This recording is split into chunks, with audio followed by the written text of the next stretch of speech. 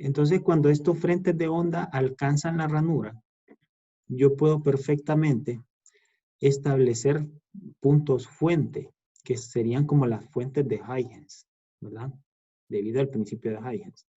Entonces, aquí estoy dibujando una fuente que está en este borde y a una separación D voy a dibujar las siguientes fuentes. Puedo dibujar N cantidad de fuentes porque yo lo que voy a hacer es un análisis de interferencia para un número finito de ondas idénticas.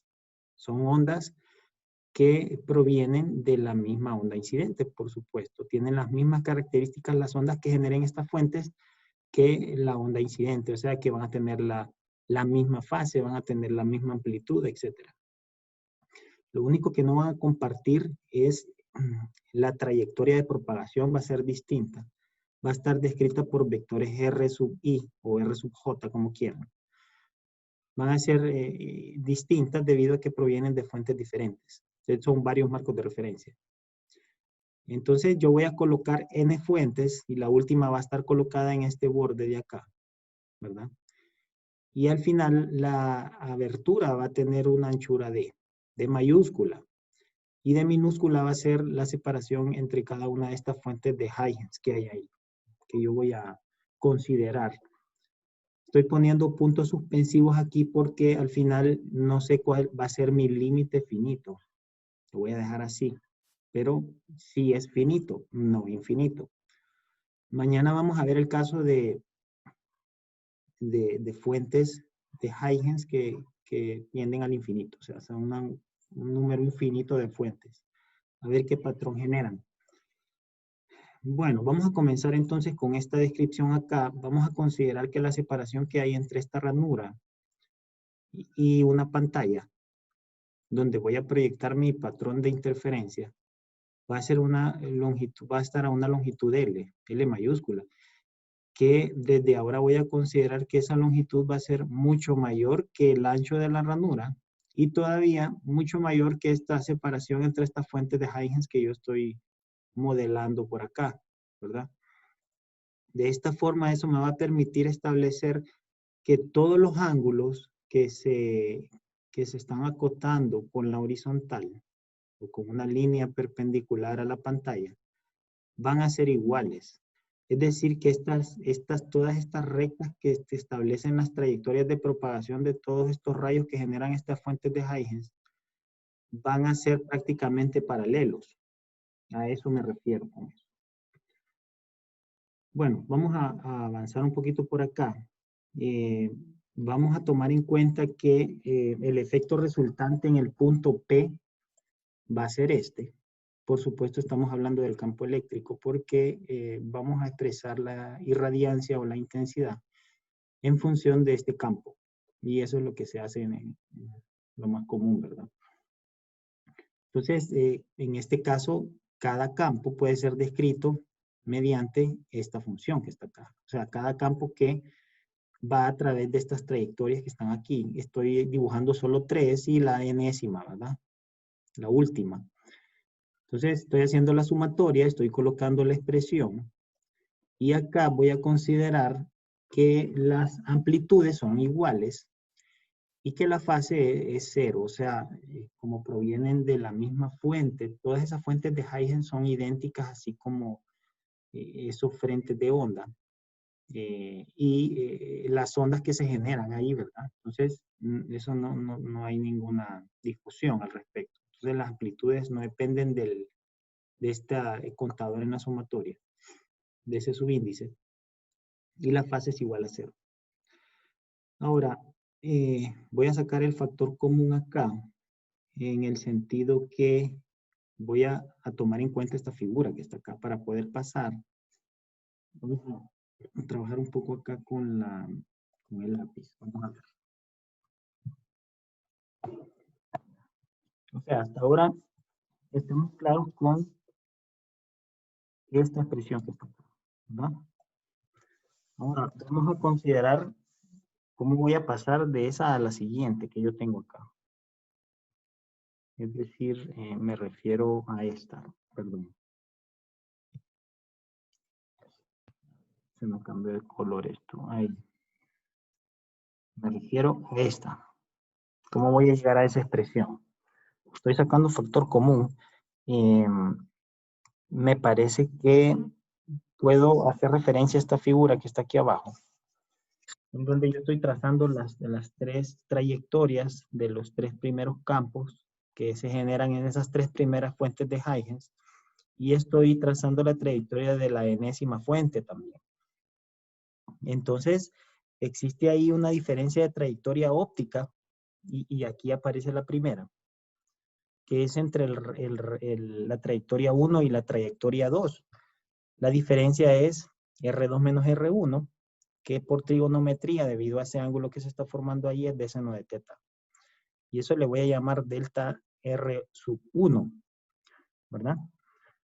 En función de esta figura que está acá y de este término, porque al final este es el que me interesa describir de dónde proviene, voy a tomar en cuenta todas las demás, haciendo saber que para el caso de la siguiente, eso sería 2 veces esta diferencia, o sea, 2 veces el primer valor, porque al final está formando el lado adyacente como 2 veces esa cantidad de minúscula. Y eso sería 2 veces delta R1. Entonces así sucesivamente avanzo, de tal forma de que acá yo voy a sacar el primer término, R1, y lo voy a agrupar. Es decir, si yo introduzco de nuevo esta cantidad acá, voy a cancelar R1, ¿verdad? Y la voy a dejar expresada como el primer término a través de ese coeficiente. Bueno, después ya podría escribir en función de esto que está acá, ¿verdad? Esa cantidad, todas esas diferencias, como un contador J, que va a ser parte de la sumatoria, o sea, va a ser el índice de la sumatoria, multiplicado por ese delta sub R1, porque al final el último va a ser debido a este lado adyacente, n-1 por d, que es precisamente, ese es el que estoy describiendo. Y lo que voy a hacer ahí es multiplicar n-1d por el seno del ángulo para tener esa diferencia de trayectoria óptica que está acá, que sería con relación a la primera trayectoria R1. Y esa es la diferencia en trayectoria óptica entre la última trayectoria de todas estas fuentes y la primera. Entonces, al final puedo expresar todo esto en función de ese número de fuentes que yo voy a tener ahí, ese número n, que va a ser un número entero, por supuesto. Y eso lo sustituyo acá, ¿verdad? Lo que pasa es que acá tengo que conservar el índice de la sumatoria. Si se fijan, el primer coeficiente es 1, el segundo es 2, el tercero va a ser 3 y el último va a ser n-1. Ese n-1 está precisamente aquí en el límite superior de esa sumatoria. Pero el coeficiente que me va a permitir hacer todas esas sumas es ese j que está ahí. Bueno, ahora lo que voy a hacer es escribir eso como una potencia bajo este valor, esa variable que yo voy a tener ahí. Y esa simplemente es una forma de reescribir nada más. Ahora, eso que está ahí en esa sumatoria, ¿verdad? Eso es una serie geométrica. No sé si recuerdan ustedes las series geométricas de cálculo 2, que son estas que están acá. Yo la tengo acá, ¿verdad? Descrita para recordarla. La serie geométrica, esto es muy fácil de demostrar, solo hace una cierta cantidad de términos de la sumatoria, hace el último, multiplica por X y después hace la diferencia y le va a dar esto, ¿verdad? O sea, eso lo ven en cálculo ustedes. Entonces, yo puedo, esto va desde 0, yo puedo trabajar a partir de 1 en la sumatoria, sacando el primer término, ¿verdad? Y todavía puedo hacer una traslación, o sea, no voy a llegar hasta n, sino que hasta n-1. Simplemente hago el cambio y en función de esa potencia que yo tengo ahí, voy a hacer el cambio también ahí, ¿verdad? No sé si hay alguna pregunta. Ok. Bueno, vamos a ver acá. Entonces, vamos a poner a ustedes aquí que los tengo. Eh, para ver quién está preguntando. Entonces, voy a sustituir ahí esa definición para la serie geométrica, para ese término de la sumatoria. O sea, toda esta sumatoria va a ser igual al final a esta cantidad que está aquí entre esas llaves, ¿verdad? Y simplemente se sustituye la definición para la serie geométrica. Ahora, lo que voy a hacer acá es sacar un factor acá. Vamos a sacar un factor común. Vamos a crear un factor común que va a ser una potencia, por ejemplo, para este número complejo, ¿verdad? Va a ser un argumento para la función trigonométrica porque es la parte real la que me interesa. Un medio de nk delta R1. Y al final hago lo mismo abajo, ¿verdad? Y la única diferencia que voy a tener entre el término de arriba y el término de abajo es que uno está multiplicando por ese valor n, que es el número de fuentes de Huygens que yo tengo ahí. Al final voy a simplificar esta expresión y la voy a escribir así, como está acá, ¿verdad? Voy a conservar los primeros términos, la amplitud y la fase, que está acá. Bueno, entonces simplemente hago la diferencia n-1, eso es todo, y estoy escribiendo esto que está acá, ¿verdad? O sea, estoy diciendo que toda esta expresión que está acá, todas estas exponenciales, como una razón, cuando se restan y se dividen, son iguales a esa cantidad. Entonces, yo quiero que lo hagan ahorita en unos minutos. Ustedes se ponen ahí con una hoja y un lápiz y lo toman fotografía, pero no todavía. Van a hacer otro par de ejercicios para poder demostrar esto. Entonces, tómense, qué sé yo, 5 minutos, muchachos, por favor. ¿Alguna pregunta? No sé si hay dudas.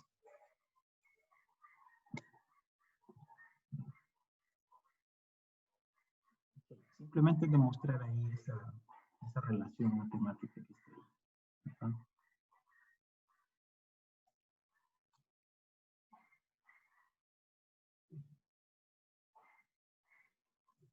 Bueno, voy a estar pendiente. Primero que termine me dice.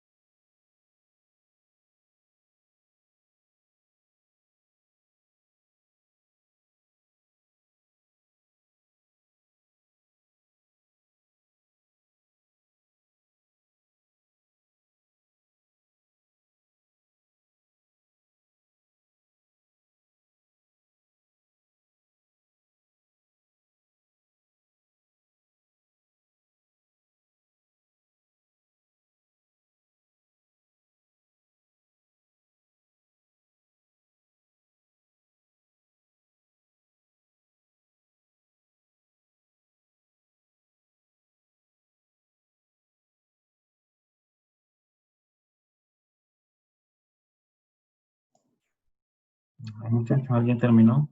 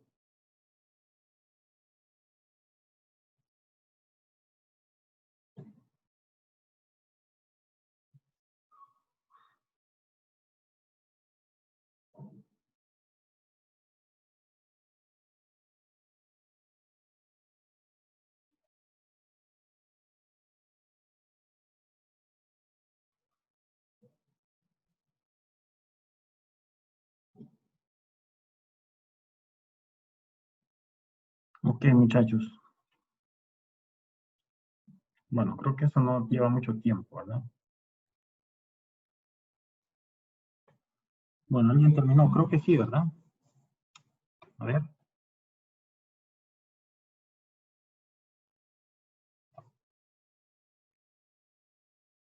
Ok. Bueno, vamos a continuar entonces. A ver. Bueno, resulta que al final tengo esa expresión que está ahí. Es una serie que vemos que converge, ¿verdad? Obviamente es a un número, es una cantidad finita, una serie finita. Ahora vamos a tomar en cuenta aquí que la distancia media entre la ranura y el punto P es esa R mayúscula que está ahí, donde yo estoy tomando la distancia medida desde el centro de la ranura, donde por supuesto se va a acotar ese ángulo con la horizontal, ángulo teta. Y he hecho ahí una aproximación en sentido de que con esos puntos sucesivos estoy diciendo de que L, la separación entre las ranuras simple y la pantalla es bien grande. Entonces, la distancia R se puede establecer un poquito por geometría ahí, en función de esta diferencia que hay acá de trayectoria óptica, ¿verdad? Que estoy marcando con color violeta. Entonces, eso simplemente es un medio de n-1 por d por seno del ángulo. Es la mitad de la trayectoria óptica que está ahí abajo en esa línea azul, con esa línea azul. Ahora, en función de eso, R se puede escribir entonces como esa distancia que acabo de decir, un medio de n-1 por d por el seno del ángulo, más R1. Y eso es lo que está escrito acá, ¿verdad? Aquí. Y eso lo voy a hacer simplemente para poder hacer más compacta esta expresión que yo tengo acá. De tal forma de que la puedo escribir precisamente como ese valor R mayúscula, ¿verdad? O sea, todo eso se convierte en esto que está acá. Perdón, aquí. En esto. Conservando lo demás, por supuesto. Ahora, yo sé que la irradiancia se define como esta cantidad que está acá. Vamos a siempre considerar ese coeficiente permitividad por velocidad en el medio por el valor promedio del cuadrado del campo eléctrico, que en este caso sería el campo eléctrico en el punto P debido a todos los campos eléctricos de las N fuentes, que provienen de las N fuentes que yo tengo ahí. En este caso, pues, lo que se va a hacer, por supuesto, es considerar la parte real, ¿verdad? No hay otra forma de hacerlo. A menos que trate con números complejos y se considere el cuadrado como el número complejo por su complejo conjugado, pero lo vamos a hacer así, porque ya se había considerado, ¿verdad? Anteriormente.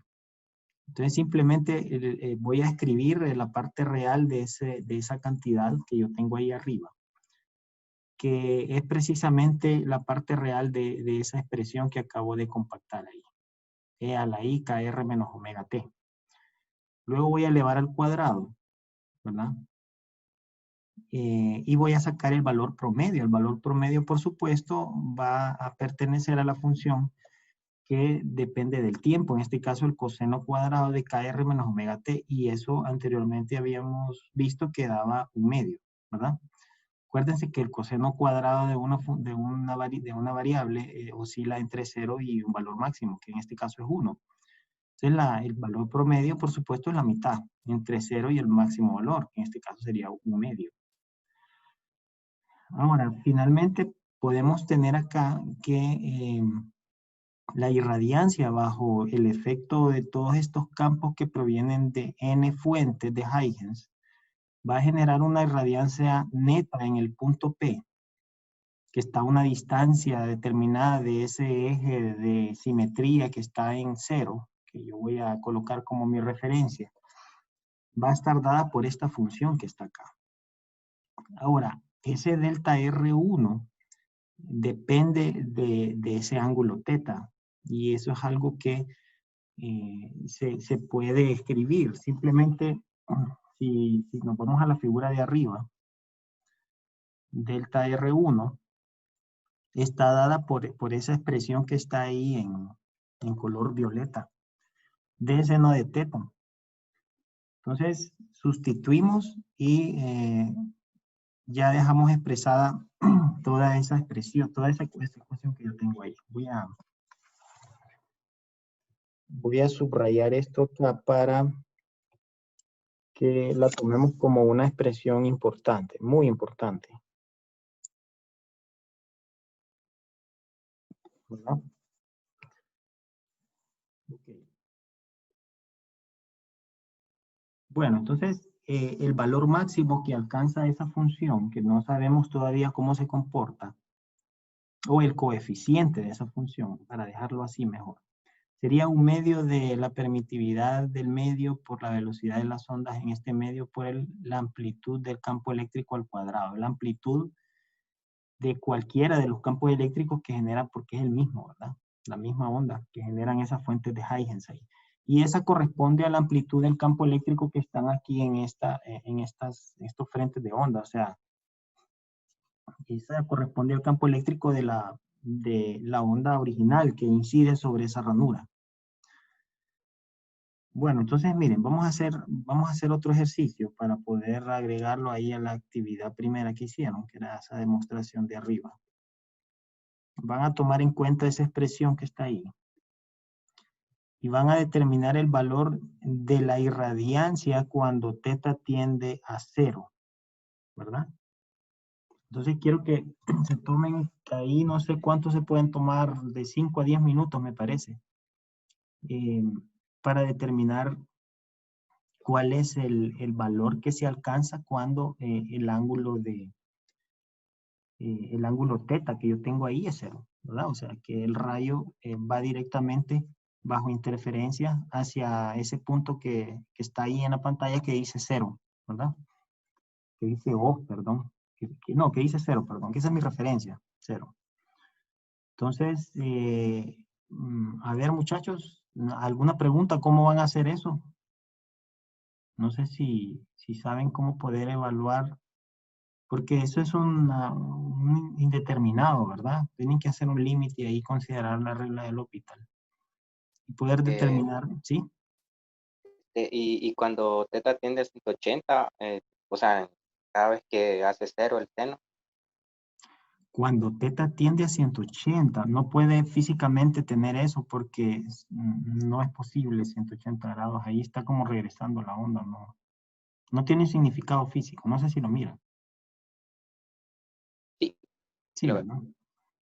Sí, solo pueden ser ángulos que incluso no pueden pasar de 45, 60, ya sería demasiado.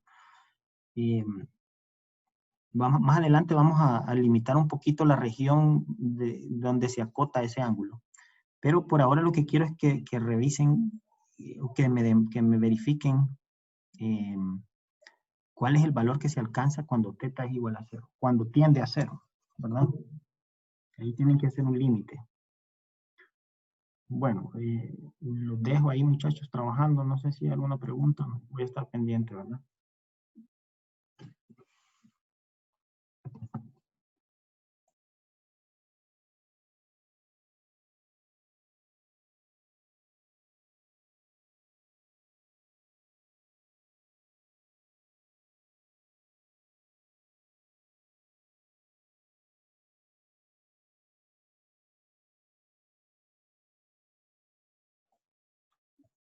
Tal vez para aclarar un poquito la idea aquí, por si alguien está un poco confundido.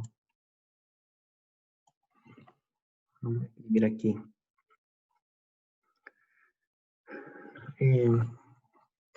O sea, lo que van a hacer es el límite cuando teta tiende a 0 de I.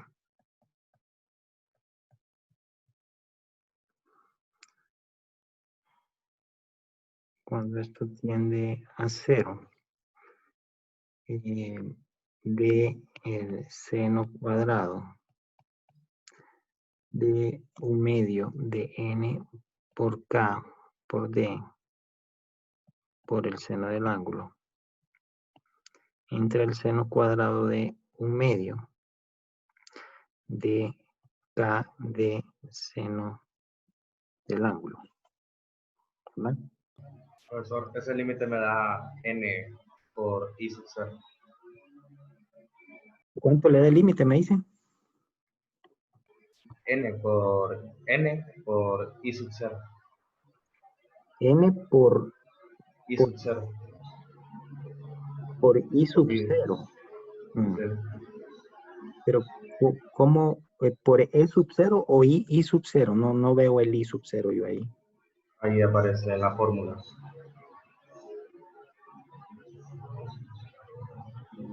La amplitud que yo tengo acá. Sí, Sí. lo que pasa es que, sí, tiene razón, por I sub 0. Bueno, ese es un resultado. Alguien que me dé otro, que lo verifique, por favor. Sí, perdón, I sub 0. No lo había visto. Bueno, ese es un resultado. No les puedo decir si es correcto o no, ¿verdad? Necesito ver más otras opiniones. A eso me refiero. Ok, a ver.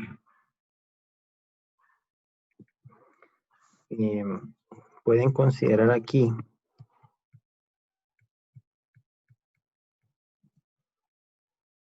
una función f de teta sobre una función g de teta, ¿verdad? Y aplican la regla del L'Hopital para resolver ahí.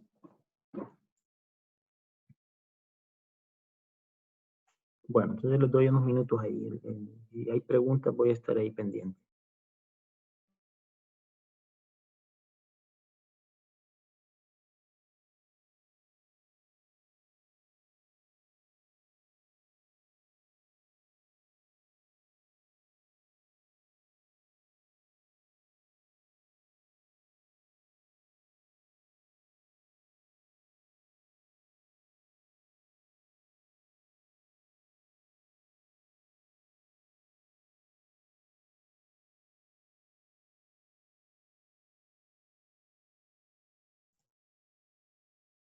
Marcos, Digamos. fíjese que me parece extraño que le dé n, porque cuando usted deriva el seno cuadrado le va a quedar un seno todavía ahí. Le vuelve a quedar indeterminado cuando evalúe el límite. No, cometí un error. Tal vez No me por fijé, así. no me fijé en el cuadrado. Sí, en cuadrado.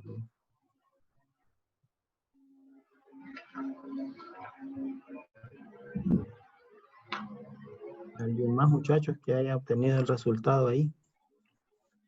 El que está ahí no es correcto, ¿verdad?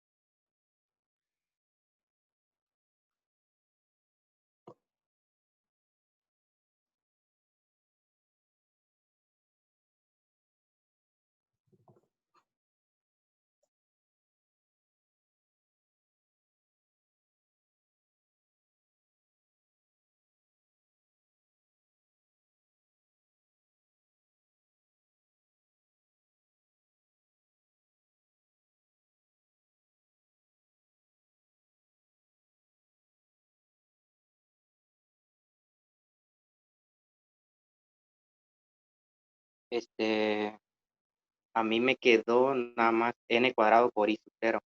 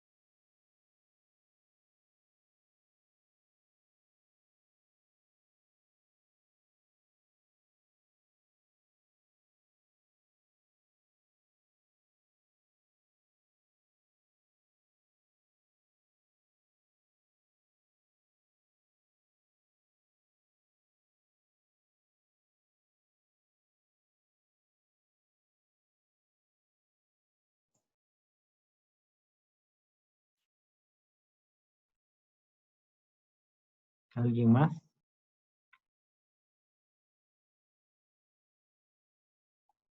N cuadrado por I sub 0. Ah, ok. Bueno, esa es la respuesta, ¿verdad? Y la segunda potencia de ese valor n, que es el número de fuentes de Huygens que yo tengo ahí. Que yo voy a considerar. Por supuesto, el análisis, si yo considero un número infinito de fuentes, no debería de ser este, porque el resultado sería un valor infinito. Y es muy difícil de interpretarlo ahí. Entonces mañana vamos a ver otro tratamiento para el caso de una cantidad infinita de fuentes de Huygens. Y ahí está descrito ya formalmente el fenómeno de difracción que se debe al efecto de muchas ondas, ¿verdad? Vamos a continuar acá. Efectivamente, esa es la respuesta cuando teta tiende a 0. Ahora, van a hacer lo siguiente ahora. Van a demostrar que cuando n es igual a 2, se obtiene el resultado de la interferencia de dos ondas idénticas, que fue lo que se obtuvo anteriormente, ¿verdad? Con el experimento de la doble rendija de Thomas Young, que hizo allá a inicios del siglo XIX. Considerando que la fase o la diferencia, o en este caso la fase que está ahí en el término de interferencia, si ustedes recuerdan, y que es igual al número de onda por la diferencia de trayectoria óptica total, en este caso. Resulta que ese D es muy diferente al D que nosotros tenemos acá. Porque el D que yo tengo acá, que sí lo escribí mal, es D mayúscula, ¿verdad? Así. D mayúscula porque es el ancho de la ranura que yo tengo ahí, ¿verdad? El ancho total. Y el D minúscula sería la separación que hay entre las fuentes de Huygens, ¿verdad? Ya aquí está más claro quién es D mayúscula. Y cuando hicimos el experimento de Young, hicimos el análisis de esto, consideramos solo dos ondas y tratamos a la ranura con una anchura D minúscula. Entonces, por si lo ven ahí, cuando vayan a leer esto, vamos a dejarlo así con esa D mayúscula en función de las figuras que están arriba. Entonces necesito que hagan esto, que demuestren que se llegan a los mismos resultados. O sea, vamos a hacerlo un poquito más fácil esto para que no estén un poco perdidos ahí. Al final lo que van a demostrar es cuando n es igual a 2. Entonces la irradiancia tiene que dar 4 I sub 0 coseno cuadrado de phi medios, que fue lo que se determinó anteriormente, donde phi es precisamente esto que está aquí arriba, ¿verdad? Sería en KD seno de teta. Ok. Bueno, entonces los dejo trabajar ahí.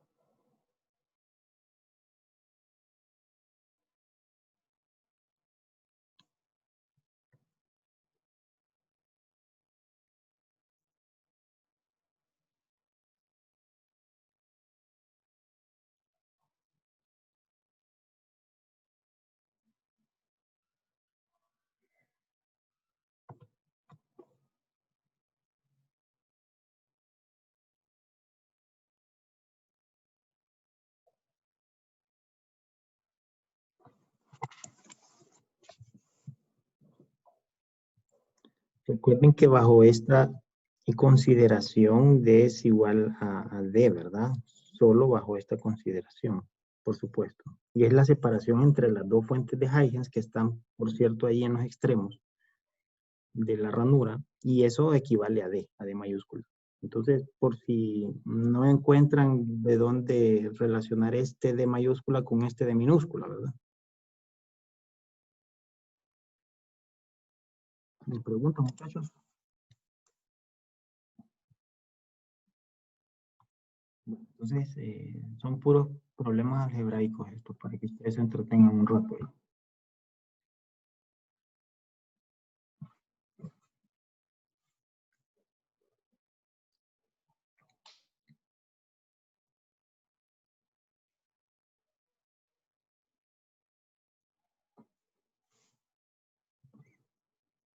Me avisa el que termine primero, por favor.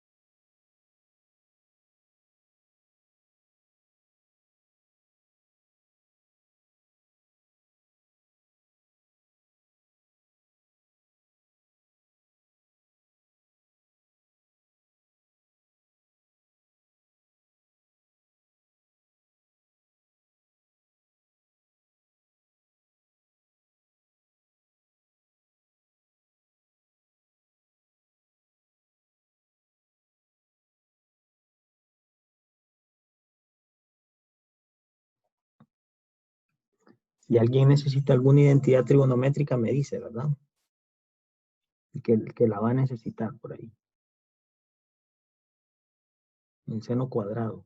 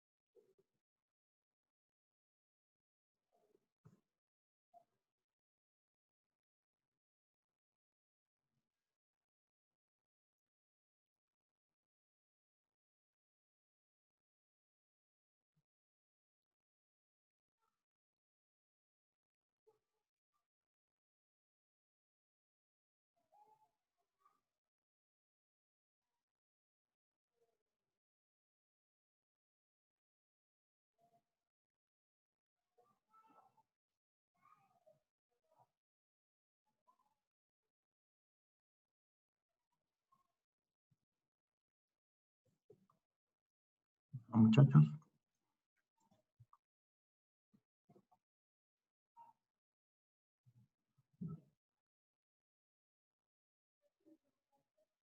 Recuerden cuando terminen subirlo, ¿verdad? Cuando terminamos la clase le toman fotografía y lo suben ahí a la carpeta. Pero me quedó un seno dentro. Ah, es que pi es K de seno de teta, ¿verdad? Ah, sí. Sí, sí, tiene que considerar una identidad por ahí.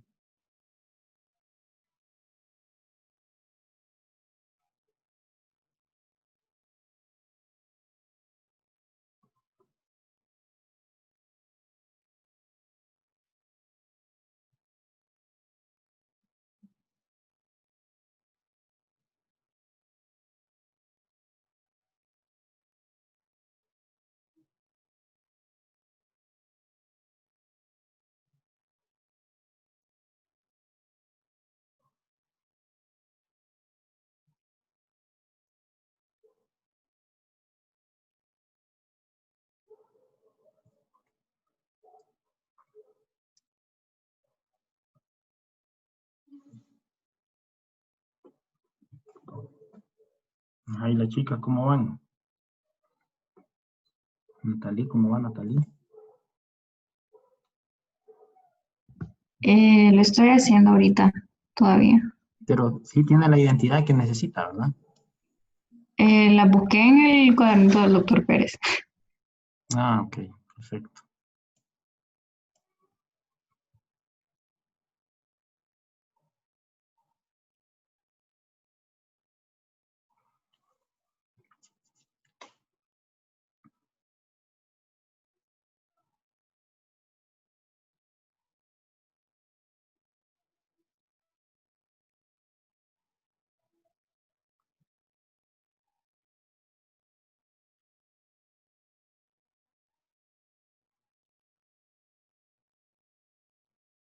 Ya. Sí, ¿verdad? Llegó a la expresión. Sí. Ah, ok, perfecto. Bueno, así manejamos el tiempo más o menos, como van los demás. Efectivamente, estamos entonces llegando a los mismos resultados para interferencia con dos ondas y esto pues es un resultado esperado, ¿verdad? Ok. Vamos entonces a continuar acá con esto. Creo que de esta parte, si tienen preguntas, por favor, ¿verdad? No se queden con la duda. Si no, después le dan una buena leída a las notas o, o lo que está en el libro, como quieran ahí. Entonces, ¿qué es lo que pasa aquí? Resulta que sería conveniente, pues, hacer un gráfico de esa función. Y para eso hay que considerar ciertos valores para el número de onda, esa distancia D que aparece ahí, que es entre las fuentes de Huygens. ¿Y cuántas fuentes voy a considerar? O sea, tengo que considerar algunos valores ahí en base a algún experimento para poder hacer un gráfico, por ejemplo, de la irradiancia en función de la distancia que hay entre el eje de simetría y el punto P. Entonces, vamos a tomar aquí el punto P, que está acá, y vamos a considerar un poco la geometría por ahí. Ya me adelanté por aquí, hice un gráfico, ¿verdad? Pero vamos a ver ese eje independiente, Y mayúscula, cómo poder representarlo aquí, ¿verdad? En ese argumento de esas funciones seno ahí. Entonces vamos a tomar aquí en cuenta esta geometría. Vamos a escribir aquí a la par que el seno de teta, por supuesto, es igual al lado opuesto entre la hipotenusa. Así. Y esto puede escribirse también de esta forma.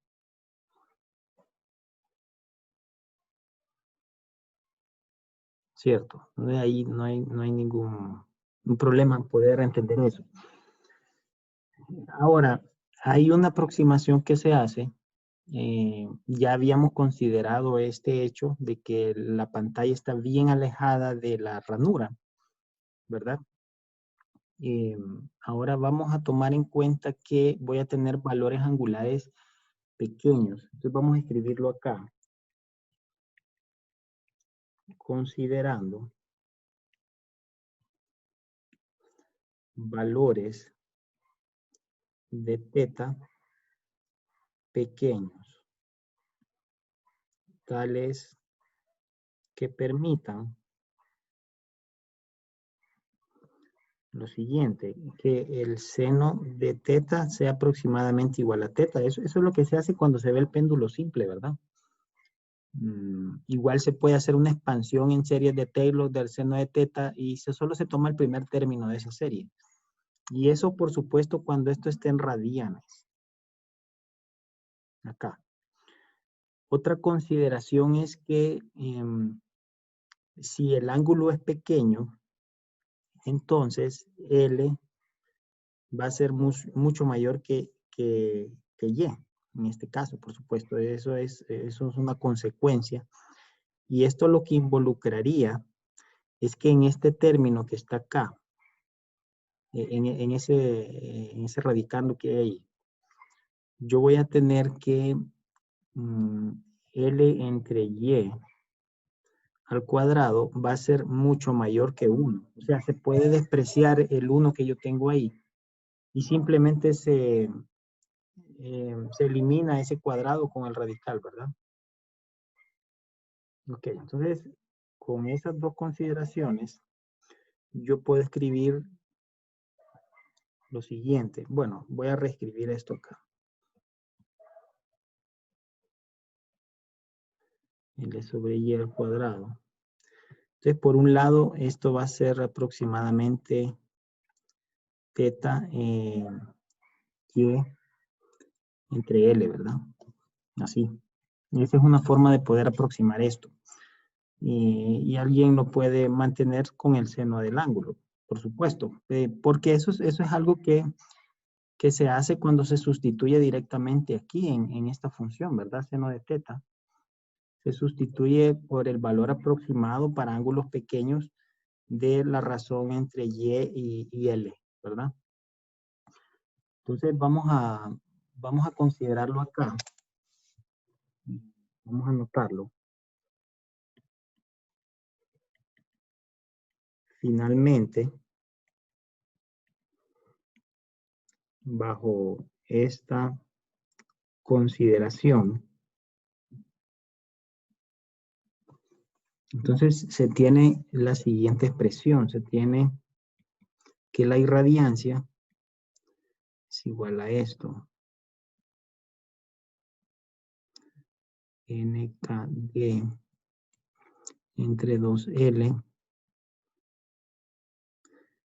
y el denominador sería KD entre 2L por Y. Bueno, vamos a escribirlo tal vez mejor acá con paréntesis, ¿verdad? Vamos a correr esto un poquito aquí. Así.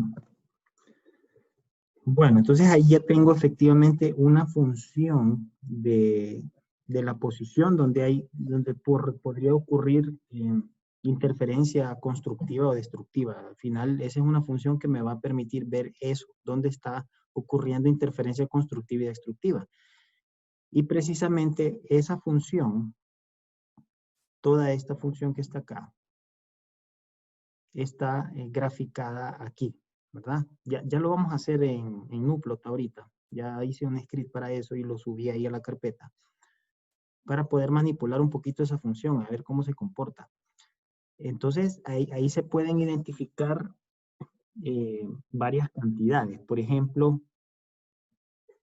esta amplitud que está acá, ese valor máximo lo acaban de encontrar ustedes. Ese es n cuadrado por i sub 0, ¿verdad? Ese valor máximo. Y ese se mantiene a lo largo de todo ese patrón en esos puntos máximos. Y el primer mínimo acá va a estar, por supuesto, al valor L lambda entre ND. ¿verdad? Resulta que internamente hay algunos mínimos acá. Y eso lo vamos a ver en el gráfico que vamos a hacer. Donde podemos identificar que este es el segundo, ¿verdad? Este que está aquí es 2 veces L lambda entre ND. Ok, el siguiente máximo, el primer máximo, por supuesto, está en 0, ¿verdad? Eso no hay que discutirlo.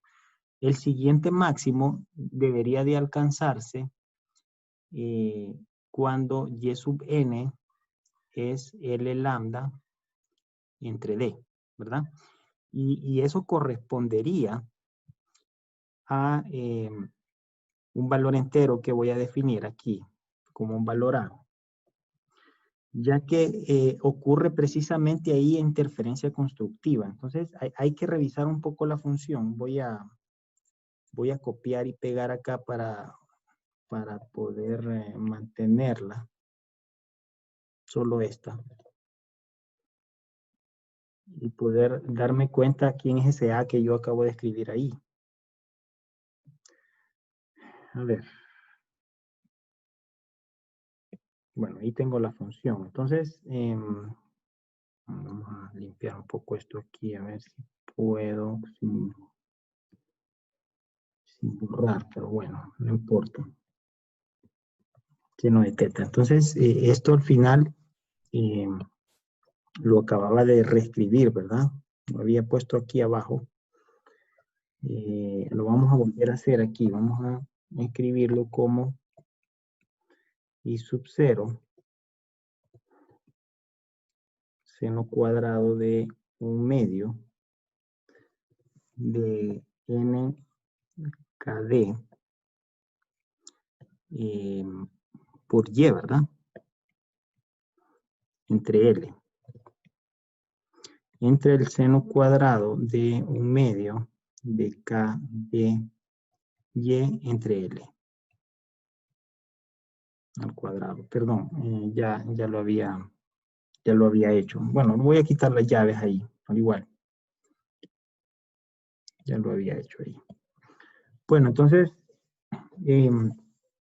alguien que me diga dónde voy a tener el primer máximo. Es decir, por supuesto, el patrón central no se toma en cuenta porque eso lo acaban de hacer con el límite que hicieron, ¿verdad? Pero el siguiente máximo, ¿cómo sé que está precisamente acá? En ese valor. Eso es algo que habría que evaluarlo y se puede ver aquí claramente. Cuando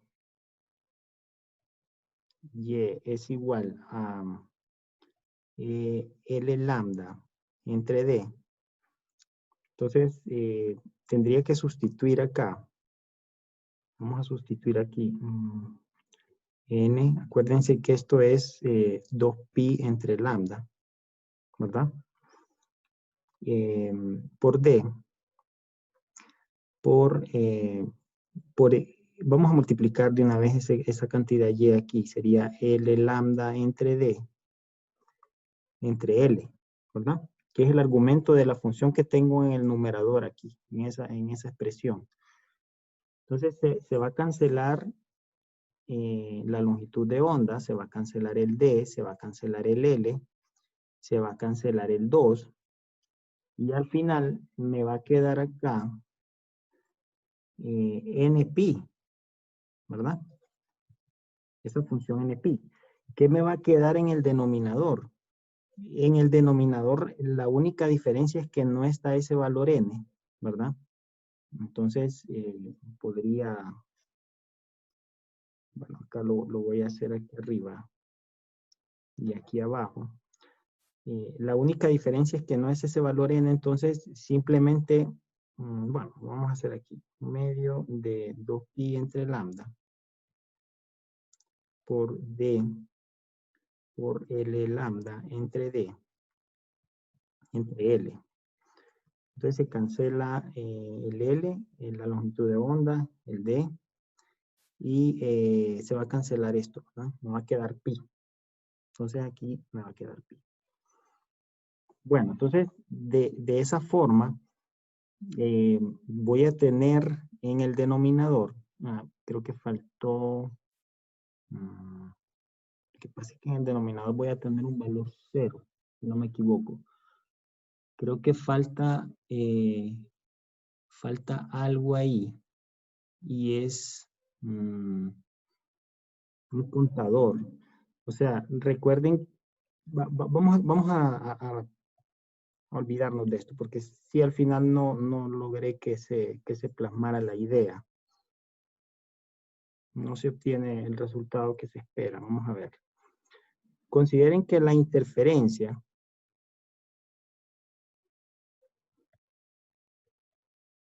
constructiva se manifiesta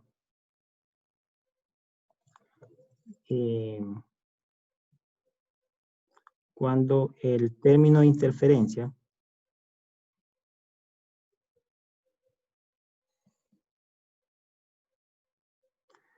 alcanza su valor máximo, ¿verdad? Y al final la diferencia entre esos dos argumentos es este valor de n acá, que ese n es precisamente es un número entero. Yo tendría que tendría que definir cuál sería mi término de interferencia, pero como esto solo se relaciona para el caso de dos ondas, entonces aquí podría jugar un poco con los ángulos. El seno cuadrado tendría su valor máximo cuando el argumento es pi medios.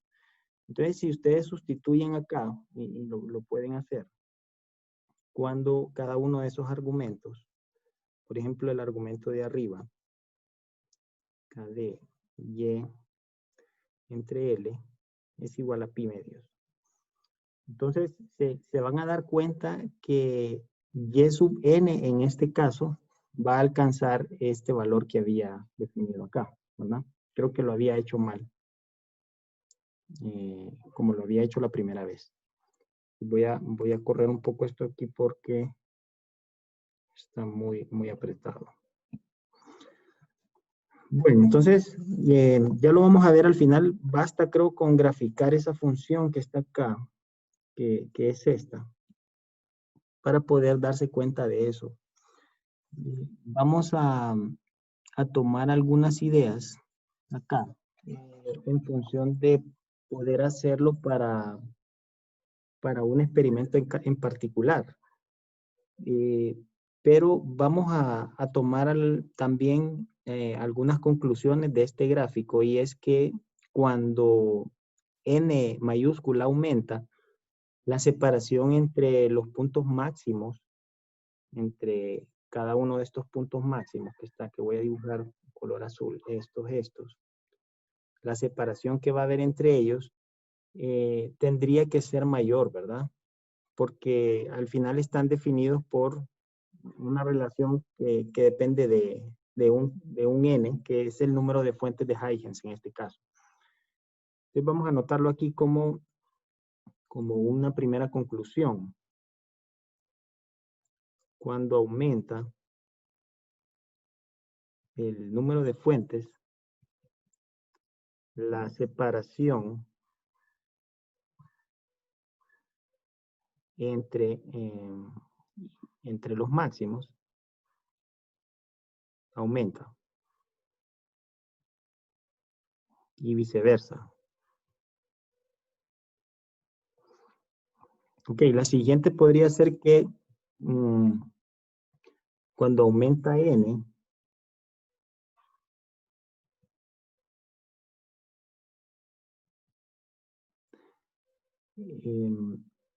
cada ancho de la distribución de intensidad, porque al final aquí existe un ancho que está dado por esta expresión. O sea, el ancho que yo tengo aquí, por supuesto, ¿verdad?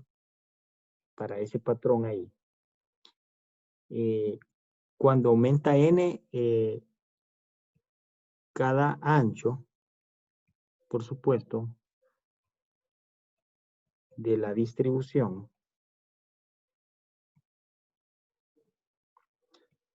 de intensidad, donde tengo interferencia constructiva, por supuesto, en los máximos, ¿verdad? Disminuye. Y eso se puede hacer cuando se manipula ya gráficamente esto. Ahora, para finalizar aquí, vamos a construir un gráfico, lo voy a hacer yo acá. Para el cual vamos a considerar a D como un valor muy pequeño que está relacionado con múltiples fuentes de Huygens. En este caso, esto se puede modelar utilizando algo que se llama réplica o rendija de difracción. Que esa rendija de difracción lo que tiene es una cantidad muy grande de ranuras o de aberturas, y que cada abertura se puede modelar como una fuente de Huygens, ¿verdad? Entonces ahí puedo tener n ranuras, ¿verdad? Lo que pasa es que eso depende de en qué área va a incidir el láser. Recuerden que, imaginémonos que ya me adelanté que voy a tener un láser, una coherente. Ese va a estar distribuido a lo largo de cierta cantidad de ranuras, que depende, por supuesto, del diámetro del haz. Entonces el N va relacionado directamente sobre esas ranuras sobre las cuales se incide radiación para que pueda ser sometida a difracción, ¿verdad? Entonces vamos a considerar aquí el caso de una réplica de difracción que tiene, las más comunes son de 600 líneas o 600 ranuras por milímetro. Resulta que para calcular el ancho que tienen esas ranuras tendría que hacer la razón de 1 milímetro entre 600 líneas, ¿verdad? Y eso va a ser lo que me va a dar cada ancho, el valor de cada línea como tal. Vamos a tomar en cuenta una longitud de onda de 632.8 nanómetros para un láser helio-neón, ¿verdad? Esa es la longitud de onda de ese láser. Y una separación de 1 metro.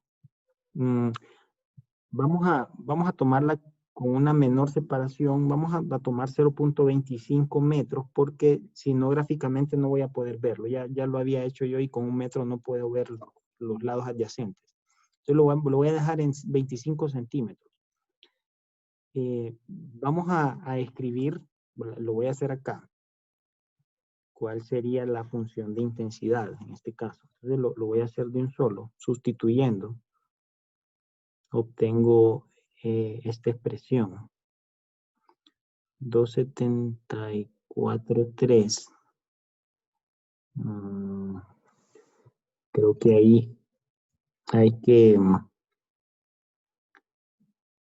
repetirlo porque si lo había trabajado con otros valores. Vamos a ver, lo voy a hacer aquí rápidamente. 0.5. Vamos a dejar el N mayúscula ahí. Voy a multiplicar por el número de onda, en este caso 632.8 por 10 a la menos 9. Sería entre L, ¿verdad? Bueno, 1 entre 0.25. Vamos a ver, 0.5 y hace falta el valor de D, ¿verdad? Acá, falta multiplicar por D. D en este caso sería la razón que tengo de 1 milímetro entre 600. Y eso me da 32.78 para el argumento del denominador. Alguien que lo pueda verificar si quiere puede hacer ahí, ¿verdad? N veces Y. En el denominador que voy a tener lo mismo, ¿verdad?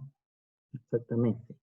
Solo que no voy a considerar ese n mayúscula que yo tengo ahí. Es decir, en este caso sería seno cuadrado de 32.7863 de ese y. Y eso es que estoy trabajando precisamente estos argumentos, ¿verdad? Por si alguien no lo ve. Bueno, entonces, en función de eso, para poder sustituir ese valor de n mayúscula ahí, yo tengo que considerar un grosor, que es lo que acabo de mencionar acá. ¿Cuántas fuentes de Huygens van a haber ahí? ¿Cuántas fuentes estarían generando las ondas secundarias debido a la fuente incidente? Entonces vamos a tomar un diámetro, vamos a considerar un diámetro de 1 milímetro, que es más o menos lo estándar para esto. Y vamos a multiplicar en este caso por ese milímetro, ¿verdad? Ok, entonces sería, recuerden que n hay que calcularlo, ¿verdad? Perdón. Ese d no se vayan a confundir con el d que hemos estado trabajando. Ese es el diámetro del haz, ¿verdad? Diámetro del haz. Entonces, lo que hay que hacer es saber cuántas rendijas está cubriendo esto, si esto tiene 600 líneas por milímetro, ¿verdad? Entonces, obviamente tendría que ser 600 líneas. Y este es el valor de n, ¿verdad? Entonces, habría que multiplicar ahí, ¿verdad? Vamos a multiplicar esto por 600. A ver, acá 600. Y eso da 19.671. Ok, vamos a reescribirlo acá. I sub 0. Seno cuadrado de 19.671.83 veces y. Entre el seno cuadrado de 32.7863 veces y. Bueno, entonces, a ver, vamos a hacer el gráfico de esto rapidito. Yo tengo por acá ya lo había escrito el script de esto. Y lo subí acá, ¿verdad? Ok, entonces yo, pues estos son puros preámbulos para hacer el gráfico, para darle un nombre al gráfico, ¿verdad? ¿Cuál va a ser la leyenda del eje independiente? ¿Y cuál va a ser la leyenda del eje dependiente? En este caso vamos a considerar una intensidad normalizada. Lo que vamos a hacer es dividir entre n cuadrado por i sub 0, porque ese es el valor máximo.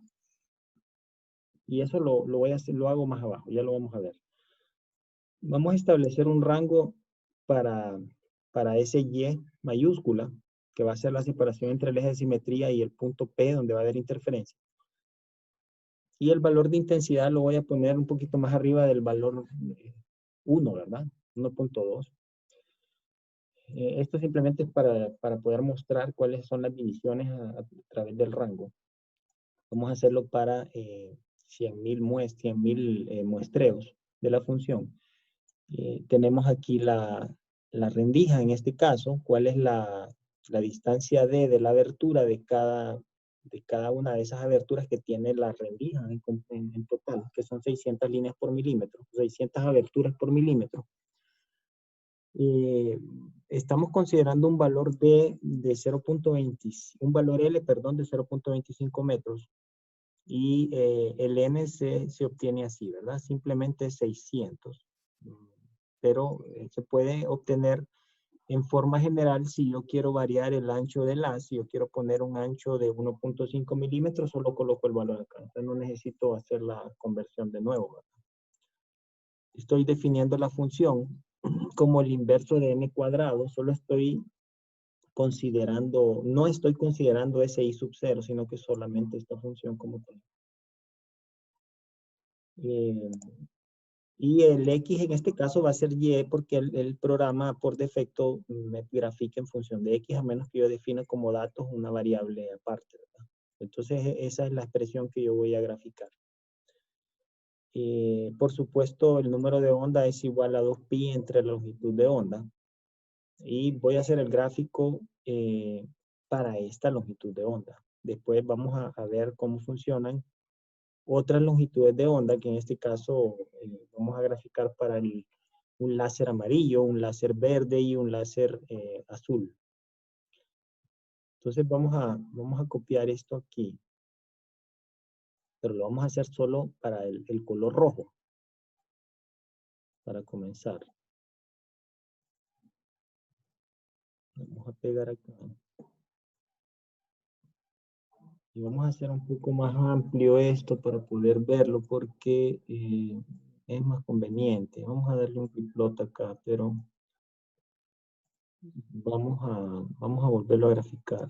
Solo para ampliar porque no establecí el rango de esto, ¿verdad? Ok, bueno, entonces ahí se pueden ver, se puede ver el patrón central que es este de acá. Ese que está aquí en medio, está en 0, ¿verdad? Lo voy a acercar para que lo veamos. Este está ahí en 0. Tal vez sería un poco complicado de verlo, pero sí. Y los patrones adyacentes son estos que están acá. Por alguna razón, me parece que no se ve la simetría. Pero sí, ahí están. Bueno, imaginémonos que este es el 0. No sé por qué están corridos estos valores que están acá. Seguramente es porque le está leyendo intervalos intermedios, ¿verdad? Distintos. Pero este es que está aquí es el 0. Y los demás están en lados adyacentes. Entonces, se puede ver qué ocurre en las vecindades. Resulta que hay una oscilación aquí donde ocurren valores para interferencia constructiva y destructiva. Y esto solo es para el caso de luz con una longitud de onda que está por ahí por el color rojo. Entonces vamos ahora a ver, vamos a incluir otras longitudes de onda.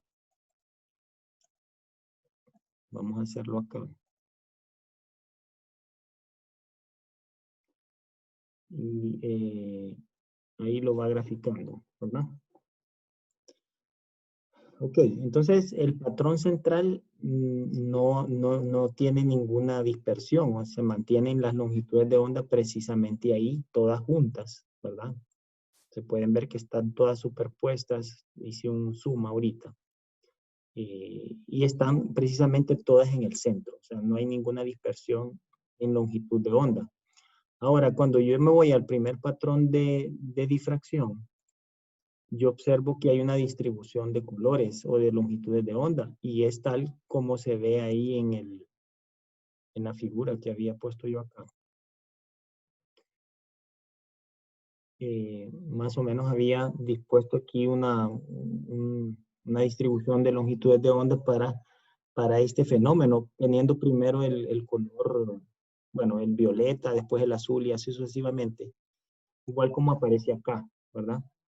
Ahí focalicé, ahí hice un zoom nada más en uno de los del primer orden de difracción en este caso. Pero más allá aparece el segundo orden. Este que está aquí es el primero, igual que este, n+1 y n-1. Este es n igual a 0. Si yo aumento aquí el valor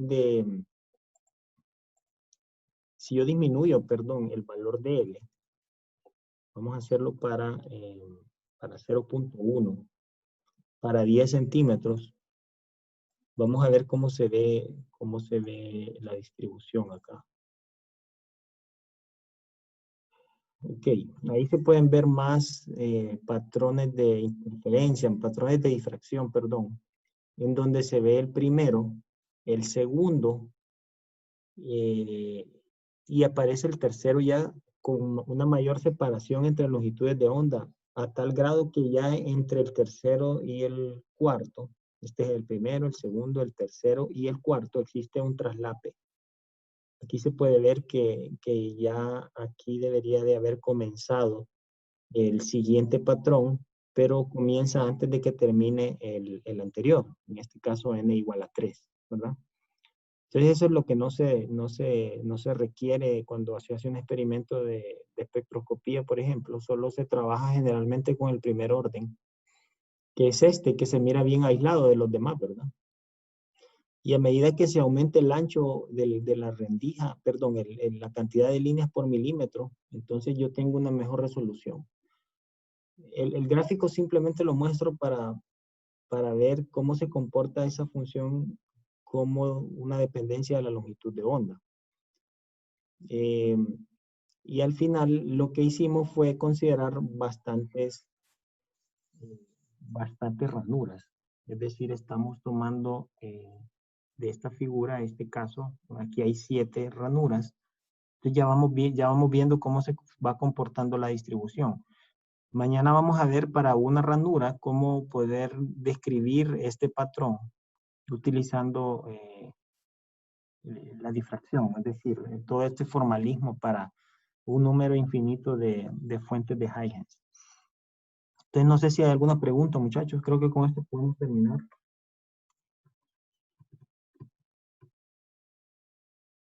Ok. Bueno, entonces creo que nos estaríamos viendo mañana. Ya en la última clase. Y vamos a mañana cerrar con esto, ¿verdad? De la ranura simple. Y vamos a hacer unos ejemplos también que necesito hacer para poder aclarar, que se pueda aclarar un poco más esto, ¿verdad? Entonces eso sería todo, muchachos. Nos estaríamos viendo mañana. Nos vemos hasta mañana. Ok, nos vemos mañana. Saludos, cuídense. Gracias, profesor. Nos vemos. Ok, nos vemos.